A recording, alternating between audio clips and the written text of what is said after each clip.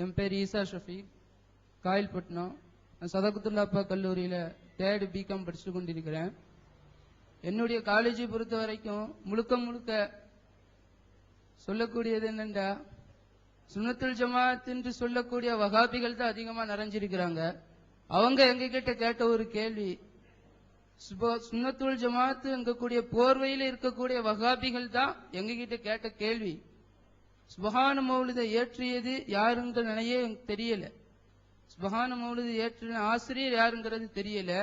அப்படி இருக்கத்தக்கன நீங்க அதை என்னாண்டு புனிதமா கருதி ஓதுகிறீர்கள், அதுக்காக பதிலாக குர்ஆனை ஓதலாமே எங்கக்கூடிய கேள்வியை எங்கிட்ட வச்சாங்க. அதுக்கு தெளிவான பதிலை தருமாறு கேட்டுக்கிறேன்.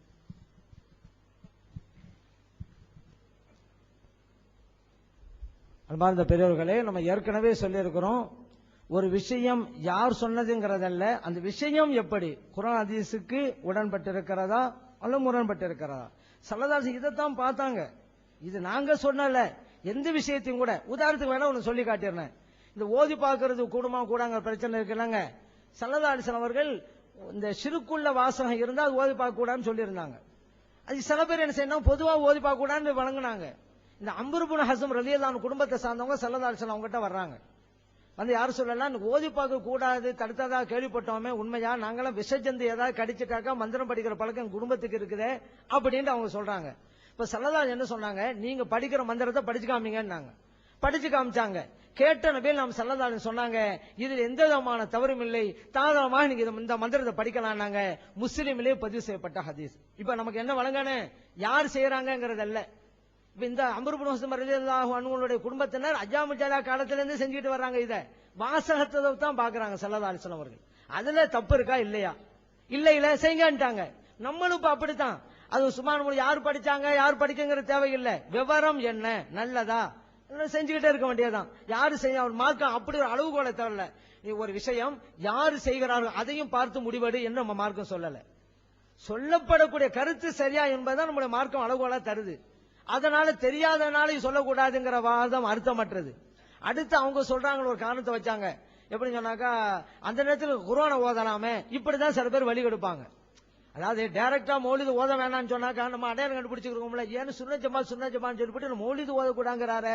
அப்ப இவரும் வாவுதான் போல தெரியுது, வாவுனா வஹாபின்னு அர்த்தம், இதுதான் வாவுதான் போல தெரியும் நினைச்சிருவாங்கன்னு சொல்லிக்கிட்டு ஒரு தந்திரத்தை கையாடுறது. அந்த நேரத்தில் நீங்க குர்ஆனை ஓதலாம் தாங்க. நம்ம பாமர நினைப்பலாம், ஆமா குர்ஆன் ஒரு சிறந்ததானே, இதைத்தான் சொல்லு. குர்ஆன் ஒரு நல்லதா மொழி ஒரு நல்லதா ஒரு கேள்வி வைக்கிறது. அவன் சொல்லுவான் குர்ஆன் வரதான் நல்லது, அது சந்தேகமே கிடையாதுல்ல. அப்ப அந்த இடத்துல அது ஓதிருங்களேன் அப்படிங்கிறது. இப்படி ஏமாத்துவாங்க. இந்த அளவுகோலு இந்த உலகத்துக்கு எல்லா விஷயம் பொருந்துமா? உடனே நம்ம திருப்பி கேட்கணுங்க. இப்படி அது சொன்ன ஜமாத் சொல்லிக்கிட்டு இப்படி கேள்வி கேட்கறாங்களாம். நம்ம என்ன செய்யணும், நம்மளும் திருப்பி கேள்வி கேட்கணும். ஏங்க சரி ரொம்ப நல்லது, இந்த குர்ஆன் ஓதுறது நல்லதா, பிள்ளைகள்லாம் இந்த ஸ்கூல் புக் படிக்கிறதெல்லாம் நல்லதான்னு கேளுங்க. அவர் சொல்லுவாரு குர்ஆன் ஓதுறது தான் நல்லது. அப்படியா, இனிமே உங்க பிள்ளைகள் எல்லாம் ஸ்கூலுக்கு அனுப்பாதீங்க, உங்க வீட்டுல குர்ஆனை வச்சு ஓதி கொடுத்துருக்கீங்க அப்படிங்க. நம்ம அடுத்து ஏங்க குர்ஆன் ஓதுறது நல்லதா, தினத்தந்தி தினகரன் தினமணி இந்த ஹிந்து எக்ஸ்பிரஸ் படிக்கிறதா நல்லதான் கேளுங்க. குர்ஆன் படிக்கிறதா நல்லதும் பாரு. இனிமே இந்த பேப்பர் எல்லாம் படிச்சுக்கிட்டு இருக்காதீங்க, எந்த பேப்பரும் இங்க படிக்க கூடாது. ஏன் அந்த இடத்துல குர்ஆன் ஓதுங்க. ஒரு ஆள் கடிதம் வந்துச்சுங்க படிச்சுட்டு இருக்கிறாருங்க, அங்கவர்கிட்ட போய் குர்ஆன் படிக்க நல்லதா கடிதம் படிக்க நல்லதா? குர்ஆன் தான், கடிதம் படிக்காத நீ அப்படின்னு சொன்னா எவ்வளவு பிரச்சனை. இந்த அளவுகோலை வச்சா கடைசியில புகாரியையும் படிக்க முடியாது. ஒரு புகாரி படிக்கிறார் ஒரு ஆளு, அவர்கிட்ட போய் குர்ஆன் ஓதுற நல்லதா புகார் படிக்க நல்லதா? குர்ஆன் ஓதுறதா நல்லது, புகாரி மூடி வச்சு போடு.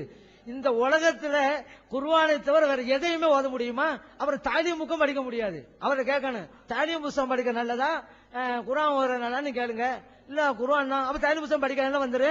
அதனால ஒவ்வொரு துறையும் தெரியணுங்க. அல்ல குர்ஆன் சொல்றான்ல, எல்லா விஷயமும் படிச்சுக்கணுங்கிறான்ல. குர்ஆன் மட்டும் ஓதிக்கிட்டே இருந்தா போதுமா? வணக்கம் செய்யணும்ல. குர்ஆன்ங்கிறது எதுக்கு வந்து நமக்கு? ஓதிக்கிட்டே இருங்க அதுக்கா? வாசிக்க மட்டுமா? வாழ்க்கைக்கும் தான் வாசிக்க வேண்டும், வாழ்க்கையிலே நடைமுறைப்படுத்த வேண்டும். ஒரு ஆளை ஓதுறாரு, அகிமுசலா தொழில் நிலைநாட்டுங்கள் தொழில் ஓதிக்கிட்டே இருக்கிறாரு. எப்ப இவர் தொழுவுறது? குர்ஆனை மூடி வைக்கணும், தொழுவணும். அதே போல அல்லாஹ் குர்ஆன் சொல்றான், யா அய்யுஹல்லதீன ஆமனு ஸல்லு அலைஹி வஸல்லிமு தஸ்லீமா, இறை நம்பிக்கையாளர்களே ஸல்லல்லாஹு அலைஹி வஸல்லம் மேல ஸலவாத் சொல்லுங்க சலாம் சொல்லுங்கங்கற இறைவன் சொல்றான். இவர் ஓதிக்கிட்டே இருக்கிறாரு, சலாம் சொல்லுங்கள் ஸலவாத் கூறுங்கள். இவர் எப்ப சலாம் சொல்றது ஸலவாத் கூறுறது? குர்ஆன் மூடி வச்சாதான் முடியும். குர்ஆன் மூடி வைக்கணும், அல்லாஹ் சொல்லிட்டான்ல, இவர் ஸலவாத் ஓதணும். அப்பதான் குர்ஆன் பிற நடக்கிறாரு.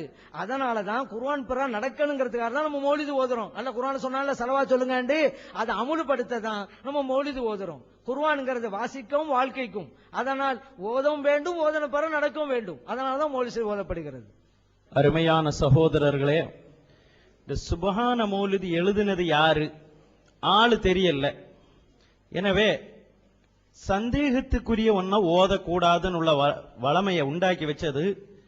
இன்னைக்கு யாரு கேள்வி கேட்டாலும் அல்லாஹ்வுடைய தௌஃபீக், இங்க வந்த எல்லா சகோதரர்களும் நான் சுன்னத்துல் ஜமாத்தை சார்ந்தவன் தான் பதில்.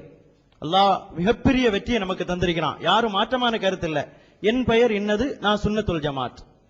அல்லாஹ் தௌஃபீக்கை தந்தருள் புரிவானாக. ஒருவர் ஒரு கட்டுரையை, ஒரு கவிதையை எழுதுகிறார். உதாரணமாக முஹம்மது ஸல்லல்லாஹு அலைஹி வஸல்லம் அவர்களுடைய புகழை எழுதுகிறார். அவருடைய நோக்கம் முஹம்மது ஸல்லல்லாஹு அலைஹி வஸல்லம் அவர்களுடைய புகழை பரப்புவது மட்டும்தான். இப்படி ஒருவருடைய எண்ணம். இன்னொருவருடைய எண்ணம் முஹம்மது ஸல்லல்லாஹு அலைஹி வஸல்லம் அவர்களுடைய புகழும் பரவ வேண்டும், என் புகழும் பரவ வேண்டும். என் புகழும் பரவ வேண்டும் என்று எண்ணக்கூடியவர்தான் நான் இன்ன கிதாபை எழுதியவன் என்று சொல்லி தன் பெயரையும் கூட சேர்த்து இணைப்பார். சுபஹான மௌலிதை எழுதியவருடைய ஒரே நோக்கம் என் பெயர் பரவ வேண்டாம், ஒரு கண்மணி நாயகத்தினுடைய பெயர் மட்டும்தான் பரவ வேண்டும் என்ற இஹ்லாஸான நோக்கம், இஹ்லாஸான பரிபூர்ணமான இஹ்லாஸான நோக்கமுள்ள ஒரு புகழை படிக்க வேண்டுமா? இஹ்லாஸும் தன் புகழும் சேர்ந்திருக்க வேண்டும் என்ற எண்ணத்தோடு தன் பெயரை இணைத்து இது உரிமை ஆசிரியருக்குரியது என்று எழுதுவருடைய அந்த இஹ்லாஸ், கலப்பு சேர்ந்த இஹ்லாஸ் உள்ளவருடைய புத்தகத்தை படிக்க வேண்டுமா?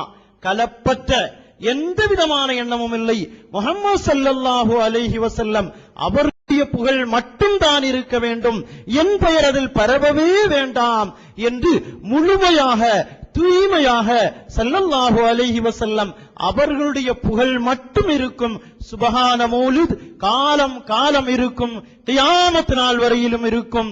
இன்று ஒரு கூட்டம் ஜாக் என்று மாறி, டிஎன்டிஜே என்று மாறி, எல்லோரும் இன்று சுன்னத் வல் ஜமாத் என்று வந்ததின் அறிகுறியே சுன்னத் வல் ஜமாத் வெற்றி பெற்ற கூட்டமாக மாறிவிட்டது.